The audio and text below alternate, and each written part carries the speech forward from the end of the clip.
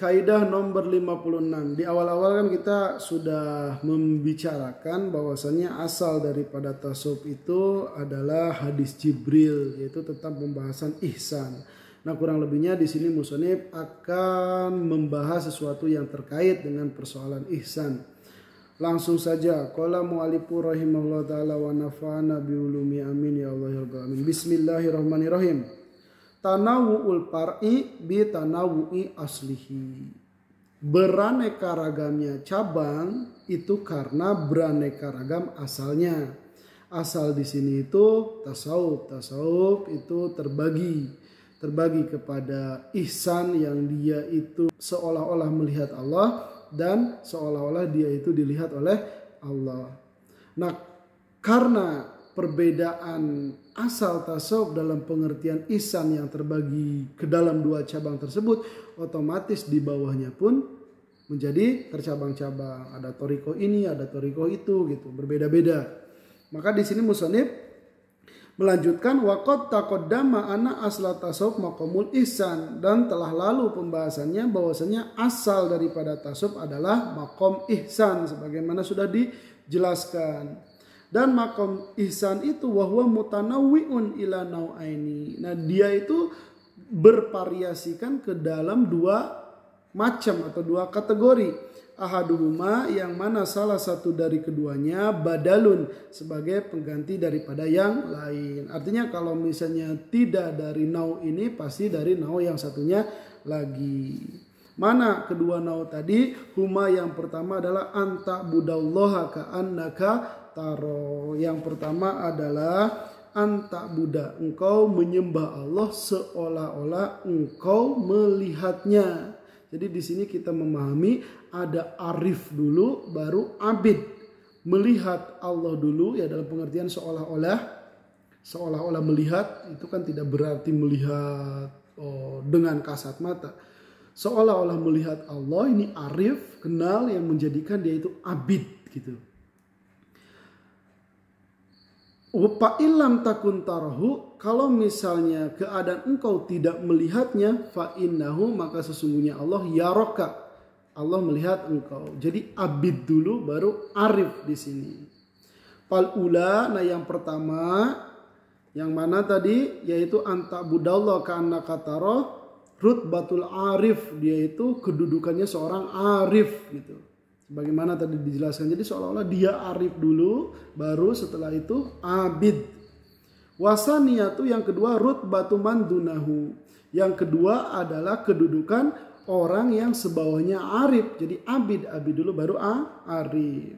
Walal ula, pada golongan yang pertama yahumu, berkisar as-sajiliyah, kalangan sajiliyah, wa manaha, dan siapapun yang memaksud kepada jalannya sajiliyah. Jadi thariqah sajiliyah itu kurang lebih jalurnya itu adalah seolah-olah melihat Allah baru mengimplementasikan ibadahnya.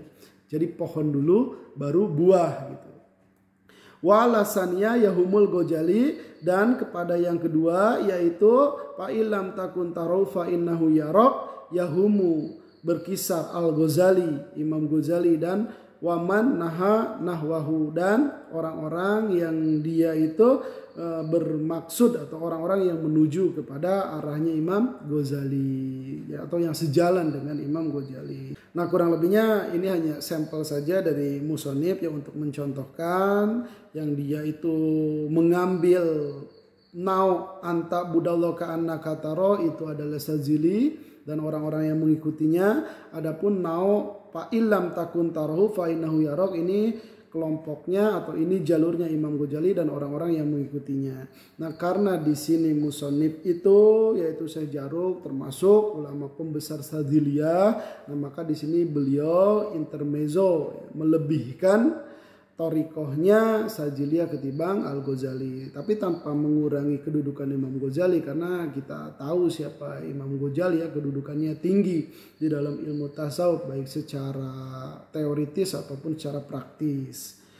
Karena di sini musonif ya termasuk tokoh besar Sajiliyah dan beliau menghidupi thariqah Sajiliyah, ya pastilah beliau menceritakan tentang keunggulannya Sajiliyah. Wal ula akrobu, dan yang pertama itu akrobu, lebih dekat katanya. Kenapa? Li'anna gorsa sajarotiha muyasirun li'adi thamrotiha. Karena menanam pohonnya yang pertama itu muyasirun, akan memudahkan li'abdi samrotiha, untuk menguatkan buahnya. Di dalam redaksi yang lain li'akhdi samrotiha, untuk mengambil buahnya. Ya kalau misalnya pohonnya ada ya buahnya tinggal metik, gampang kan gitu.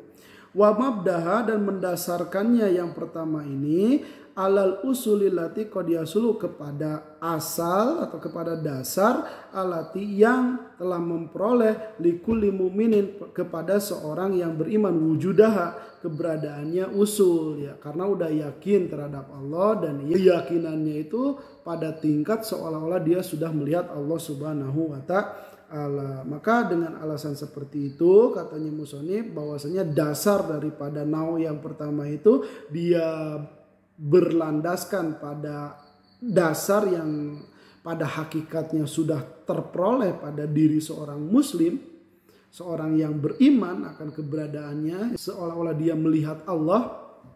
Maka di sini dengan pemahaman seperti ini, patibau, maka secara karakter atau alamiah musaidatun, membantu alaiha, pada nau yang pertama ini. Jadi secara alami sebetulnya ini lebih membantu untuk mengikuti nau yang pertama. Wasyariatu qaimatun fiha, dan syariat itu dia itu berdiri ya di dalam nau ini. Jadi kan tadi arif dulu, yakin dulu bahwasanya seolah-olah dia melihat Allah, dengan demikian dia jadi abid, dan syariah itu berada di dalam nau tersebut gitu. Jadi dibangunkan, didirikan.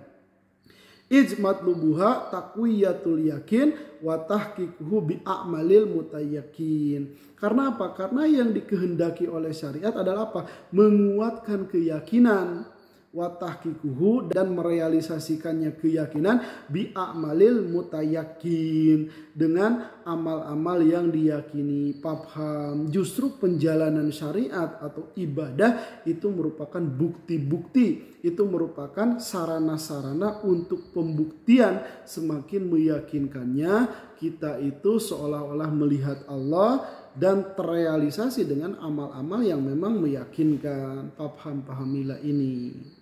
Jadi ini sedikit intermezzo ya tentang keutamaannya thariqah Sadziliyah. Oke, naktafi bihadzal qadar wallahu alam bissawab.